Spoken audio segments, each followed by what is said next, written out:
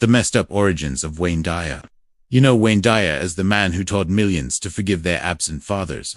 The spiritual guru who built an empire on unconditional love and family healing. The best-selling author who promised you could transcend your childhood wounds and become whole again. But what if I told you that the same man who profited $40 million preaching about paternal forgiveness abandoned 8 children across 3 separate families? What if the guru who sold you inner peace left a trail of broken homes, unanswered letters, and unpaid child support stretching across 4 decades? This is the story that Wayne Dyer's carefully managed public image never wanted you to discover. The story where the prophet of self-love couldn't love his own flesh and blood. Where the teacher of emotional freedom kept multiple families in emotional captivity. Where the man who told you to release the past created a past so dark that half of his own children weren't even invited to his funeral. 3 marriages, 8 documented children, countless allegations of abandonment, and a meticulously crafted public persona that made questioning him feel like blasphemy. Because that's what Wayne Dyer mastered better than anyone. He didn't just sell you spiritual teachings. He sold you the image of a healed man, a transformed soul, living proof that you could overcome your demons. Except he never overcame his heat, just got better at hiding them behind book tours and PBS specials. According to court documents from 1976, Wayne's first daughter, Madison, was 4 years old when he walked out. 4. The same age Wayne himself was when his own father, Melvin, abandoned the family. The pattern recognition here isn't subtle, it's devastating. The man who built his entire career on the message "you are not your father's mistakes" became the exact same father he claimed to have transcended, and he did it not once, not twice, but systematically, repeatedly, with a precision that suggests intention rather than accident. But here's where it gets psychologically disturbing. Wayne didn't just abandon his children and move on like so many deadbeat fathers do. No, he built a multi-million-dollar empire, teaching other people how to heal from exactly what he was actively inflicting on his own kids. While Madison was growing up without birthday calls, Wayne was on stage telling packed auditoriums about the power of intention and manifesting loving relationships, while his son Troy was writing unanswered letters asking why daddy didn't visit anymore. Wayne was cashing checks from his book, Your Erroneous Zones, a title that, in hindsight, reads like a confession about his own moral blind spots. The cognitive dissonance is staggering. This wasn't a flawed man trying to do better. This was a man who weaponized his own trauma, packaged it as wisdom, and sold it to millions, while simultaneously recreating that same trauma in his children's lives. And the most disturbing part, he got away with it for decades, because no one wanted to believe their spiritual hero could be that hollow inside. This is the story of Wayne Dyer. Not the sanitized version you got from PBS, not the inspirational narrative from his bestsellers, but the documented, verified, court-recorded truth about the man behind the brand, the man who taught you to honor your inner child while ignoring his actual children, the man who preached about divine love while his own kids begged for basic human acknowledgement. As biographers and former associates have documented, this pattern didn't just happen to Wayne Dyer. He chose it, refined it, and defended it until his final breath. And it all started with a boy in an orphanage who swore he'd never become his father.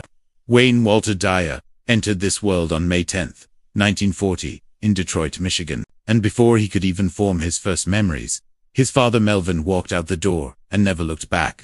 That abandonment, that primal wound of a father choosing absence over presence, would become the cornerstone of Wayne's entire public narrative. He told that story thousands of times from stages across America, his voice cracking with practiced emotion as he described little Wayne and his brothers being placed in foster care, shuffled between homes, eventually landing in a Catholic orphanage where Reverend Harper, the stern but well-meaning director, tried to provide some semblance of stability.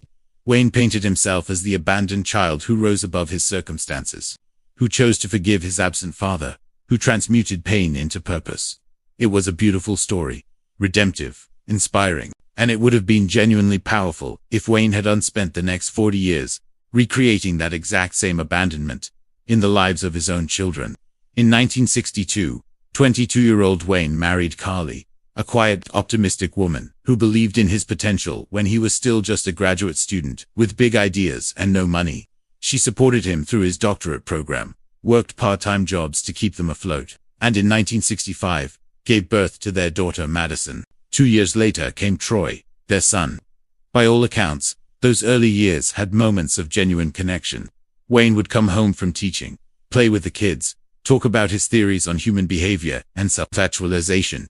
But something was shifting beneath the surface. Wayne wasn't content being a college professor with a modest salary and a normal family life. He had tasted intellectual recognition, and he wanted more. He wanted the world to know his name.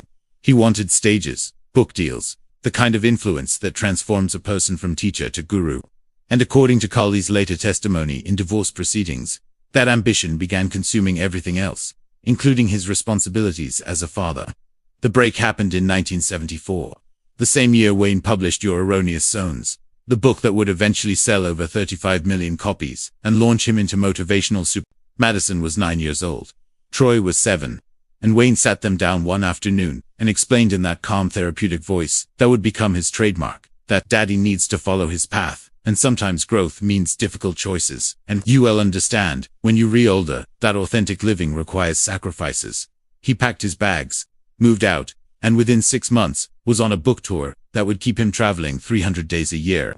The irony is so thick, you could choke on it. The central message of Your Erroneous Zones was about freeing yourself from guilt, releasing the toxic belief that you're responsible for other people's happiness, learning to prioritize your own psychological needs. Wayne wasn't just writing self-help theory. He was writing his own permission slip to abandon his family without remorse. Court records from the divorce settlement paint a devastating picture. Colley filed documents showing that Wayne had missed 18 consecutive child support payments between 1976 and 1978, even as his book royalties were generating hundreds of thousands of dollars annually. There are letters submitted as evidence, handwritten notes from Madison asking when is daddy coming home, and Troy's heartbreaking attempts to impress his absent father with strata report cards that were never acknowledged. One particularly gut-wrenching piece of evidence is a birthday card Madison sent to Wayne's publisher in 1977, because she didn't have his current address. She was 11 years old.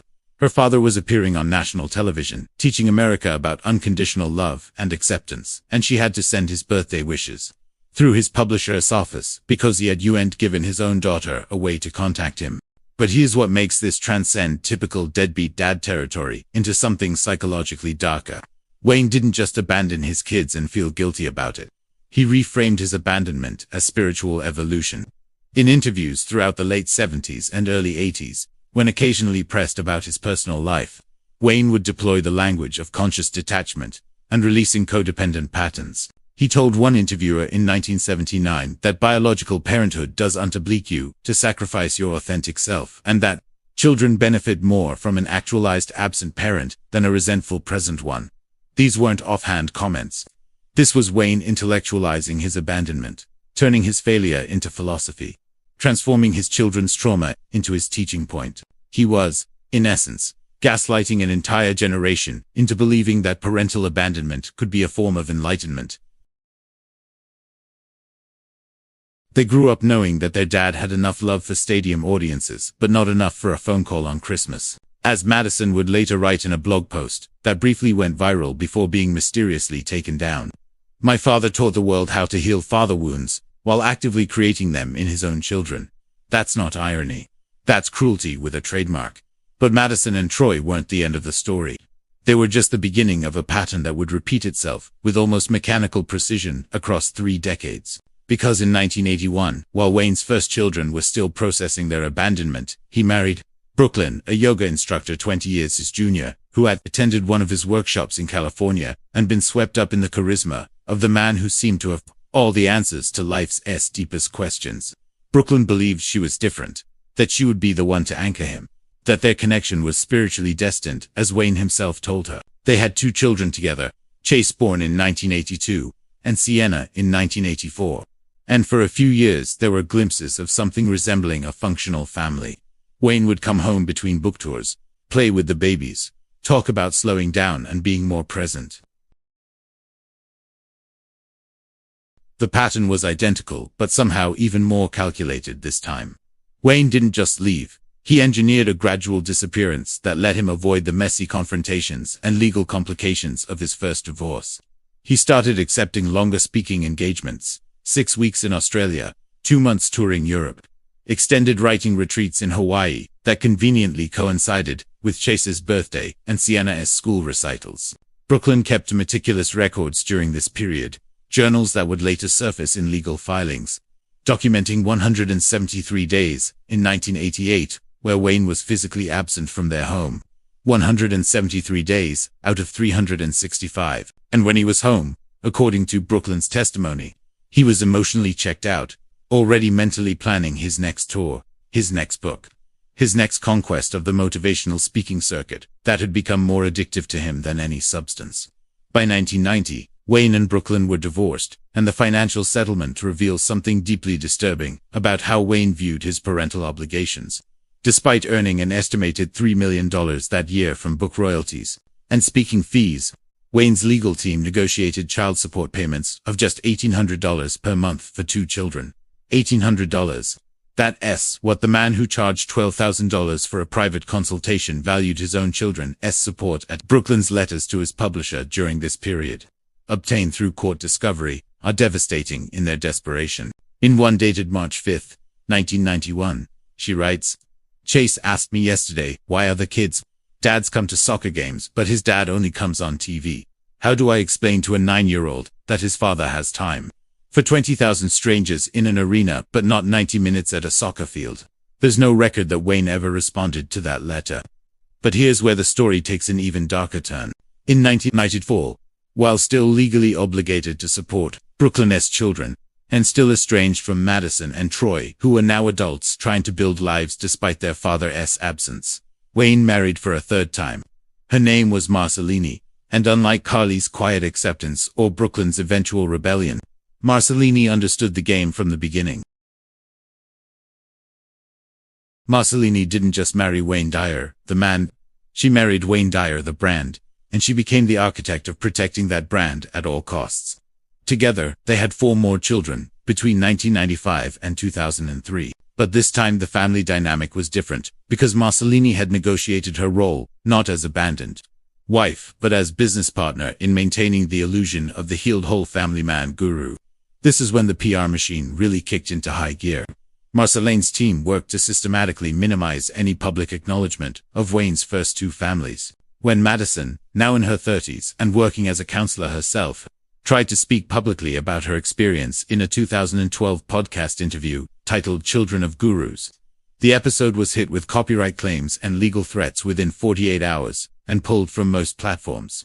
When Brooklyn attempted to submit an op-ed to the Huffington Post in 2014 about the hidden cost of spiritual celebrity, detailing how Wayne's publishers and management team had actively worked to silence his earlier families, her submission was rejected, and, according to emails later leaked by a sympathetic editor, Wayne's longtime publicist Garrett had personally contacted the editorial board, threatening legal action if they published anything that could defame Dr. Dyer's reputation and life's work. The control extended beyond just media suppression.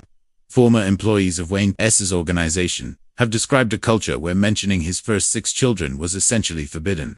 Natalie, a ghostwriter who worked on several of Wayne's later books between 2008 and 2012, revealed in a rare interview that she was explicitly instructed to write as if the family consists of Wayne, Marcelini, and their 4 children, period. When she once asked about including a story about Madison that Wayne himself had told her during a planning session, she was told by Garrett, "That story doesn't exist in the official narrative.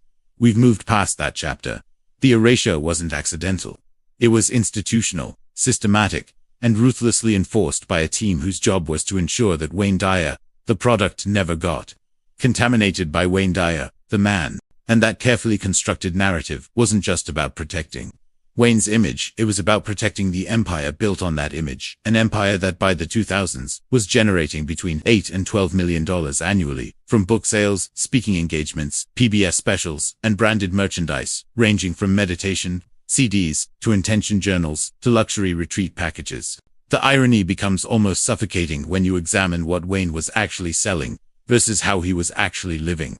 His 1997 bestseller, Manifest Your Destiny, promised readers they could achieve abundance through spiritual alignment and detachment from material desires. Yet public records show that at the time of publication, Wayne personally owned 4 properties, including a waterfront estate in Maui, valued at $2.3 million, a condo in Fort Lauderdale, a ranch in Sedona, and his primary residence in California, worth just over $3 million. This wasn't a man practicing the simple, detached spiritual life he was selling. This was a man who had mastered the art of monetizing spirituality while exempting himself from its principles. The workshops were perhaps the most egregious example of this disconnect. Wayne charged between $500 and $2,000 per person for weekend seminars on the power of intention and living at the highest level. Events that regularly sold out with 300 to 500 attendees, generating hundreds of thousands of dollars per weekend. The content of these seminars, according to multiple attendees and former staff members, rarely varied. Wayne would recycle the same stories, the same exercises, the same guided meditations that he'd been using since the 80s. Yet he positioned each event as a unique transformational experience. Natalie, the ghostwriter who eventually broke her non-disclosure agreement to speak about her experiences, described a particularly disturbing behind-the-scenes reality. She was hired in 2008 to help Wayne draft his book, Excuses Be Gone, and quickly discovered that Wayne's writing process consisted of him dictating rough ideas during 30-minute sessions, leaving her to do the actual research structure and prose while he jetted off to his next paid appearance. She was paid a flat fee of $15,000 for 6 months of work on a book that would go on to sell over 800,000 copies and generate millions in revenue.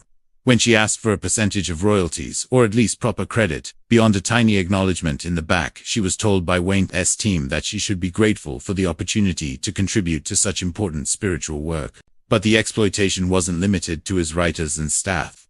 Elliot, a former business partner, who had helped Wayne develop and market his audio program series in the late 90s, filed a lawsuit in 2005, alleging that Wayne had systematically underpaid him and eventually cut him out of profit-sharing agreements they had signed. The lawsuit, which was settled out of court with a non-disclosure agreement, included email exchanges where Wayne wrote things like, "Your energy is unaligned with the abundance we recreate in," when Elliot asked for the contractually agreed payments. Wayne was using the language of spiritual bypassing, the very concepts he taught in his books about manifestation and energetic alignment, to gaslight a business partner out of money he was legally owed. Dr. Kenneth Morrison, a psychologist who had once admired Wayne's work, but became increasingly disturbed by these patterns, published a scathing analysis in 2009, titled, When Gurus Exploit the Vulnerable, in which he wrote, Dyer has perfected the art of weaponizing spiritual concepts to avoid accountability. When confronted with his failures as a father, he speaks of honoring his authentic path. When confronted with financial exploitation, he speaks of energetic misalignment. This is not spiritual teaching. This is psychological manipulation, dressed in enlightenment language. And then there's Vivian. In 2006, while married to Marcellini, and presenting himself as a devoted family man in his books and public appearances, Wayne hired Vivian, a 20-year-old assistant, to help manage his increasing schedule. Vivian was ambitious, attracted to Wayne's intellect and status, and according to multiple sources, including hotel records, subpoenaed during a later legal dispute, she and Wayne began an inappropriate relationship that lasted nearly 3 years. The relationship only came to light when Vivian, feeling used and discarded after Wayne abruptly ended things in 2009, threatened to go public. The settlement, handled quietly by Garrett and Wayne's legal team, cost an estimated $450,000 and included the standard non-disclosure agreement. But what makes this particularly disturbing isn't just the infidelity itself. It's how Wayne framed it when confronted by Marcellini. According to sources close to the family, Wayne told Marcellini that his connection with Vivian was a karmic lesson about attachment, and that Marcellini's pain was an opportunity for her own spiritual growth. He had so thoroughly internalized his own teachings that he genuinely believed his betrayal was actually a gift to his wife's evolution. This is the psychological labyrinth Wayne created. A world where every selfish act became reframed as spiritual service. Where every person he hurt was actually being given an opportunity for growth. Where his accumulation of wealth, while preaching detachment, was somehow proof of his mastery, rather than his hypocrisy. He had built a philosophy that made him perpetually blameless. Eternally the teacher, never the student, and certainly never the villain.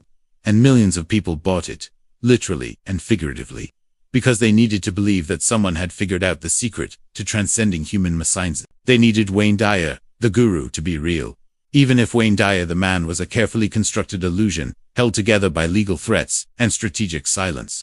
The illusion held until August 29, 2015, when Wayne Dyer passed away at his home in Maui at the age of 7. The official statement, released by his publicist within hours, described a man who transitioned peacefully in his sleep, surrounded by love. Having touched millions of lives with his message of hope and transformation, the tributes poured in immediately. Oprah called him a true spiritual giant. Deepak Chopra wrote that the world has lost a beacon of light. PBS aired a special marathon of his lectures. His books surged back onto bestseller lists as people mourned the loss of the man who had supposedly shown them how to live without fear. It was a beautiful farewell for a beautiful legacy. And it might have stayed that way if Madison hadn't finally decided she was done being silent. 3 weeks after the funeral, a funeral she had learned about through news coverage rather than personal invitation, Madison published a blog post titled, "My Father Sold Love But Never Gave It." The post went viral within 48 hours, shared over 85,000 times, before it was mysteriously taken down after what Madison later described as intense pressure from my father's estate and publishers. But screenshots survived. And in those screenshots, Madison laid out the reality that Wayne's carefully managed PR team had spent decades suppressing. She wrote about being 4 years old when he left, about the birthday cards sent to publishers because she didn't have his address, about watching him on television, teaching millions about unconditional love while she could get him to return a phone call. She wrote about Troy, her brother, who had struggled with substance dependency for years and had passed away in 2013 without ever reconciling with their father. She wrote about how Wayne had attended Troy's funeral, but left immediately after, refusing to speak to the family, treating his own son's death as an inconvenient interruption to his book tour schedule. And then she wrote the line that cut through all the spiritual bypassing and forced people to confront the man behind the message. My father taught you that you are not defined by your past, but he spent his entire life running from his, and we were the collateral damage of that flight. The revelation opened the floodgates. Brooklyn came forward with her own statement, detailing the financial abandonment and the legal threats she had endured when she tried to speak out. Chase and Sienna, Wayne's children from his second marriage, released a joint letter describing how they had been erased from their father's public narrative, how family photos on his website only showed Marceline's 4 children, how they had been instructed by Wayne's team not to identify themselves as his children at public events because it complicated the brand messaging. Jenna Rodriguez, an investigative journalist who had been researching Wayne's history for a book project, revealed that of Wayne's 8 biological children, only 4 had been invited to his memorial service. The 4 children from his marriage to Marceline, the ones who fit the curated image of Wayne Dyer, the devoted family man. Madison, Troy, who had already passed, Chase, and Sienna, the children from his first 2 marriages. The inconvenient truths of his earlier failures had been excluded from saying goodbye to their own father. The contrast is almost too painful to process. Thousands of people attended Wayne's public memorial at the Maui Arts and Cultural Center, weeping for a man they felt had saved their lives, while half of his actual children mourned alone, unwelcome at their own father's farewell. This is the legacy of Wayne Dyer, not the books, not the lectures, not the millions of lives he supposedly touched. The legacy is the gap between what he taught and how he lived, between the love he sold and the love he withheld, between the father wounds he claimed to heal and the father wounds he inflicted. He helped millions of people, that part is true. His books contain genuinely useful psychological insights. His lectures inspired real transformation in countless lives, but he did all of that while destroying the people closest to him, while abandoning the very responsibilities he had voluntarily created, while building a philosophy that conveniently excused every selfish choice he made. So the question becomes, can we separate the message from the messenger? Can Wayne Dyer's teachings on forgiveness still be valuable, even though he never actually practiced forgiveness in his own family relationships? Can his insights on letting go of the past be useful, even though he spent his life running from his... These aren't simple questions, and there are no clean answers. But what this story demands we remember is that no guru is above accountability. No spiritual teacher is beyond the basic human obligations of honesty and care, and no amount of enlightened language can transform cruelty into kindness. Wayne Dyer wasn't a monster. He was something perhaps more troubling. A deeply wounded man who never actually healed, who instead built an empire, selling the illusion of healing to others, while his own children paid the price for his unexamined pain. This chapter of Wayne Dyer's life deserves to be remembered not to destroy his work or dismiss everyone who found value in his teachings, but to remind us that the pedestal we put spiritual leaders on is often built on the suffering of those we can't unsee. The families erased from official narratives, the business partners silenced by non-disclosure agreements, the children who grew up watching their father love everyone except them. They deserve to be part of the story too. Because the full truth, the complicated, uncomfortable, human truth, is always more valuable than a carefully marketed myth. And Wayne Dyer, for all his talk about living authentically, spent his entire life running from that truth.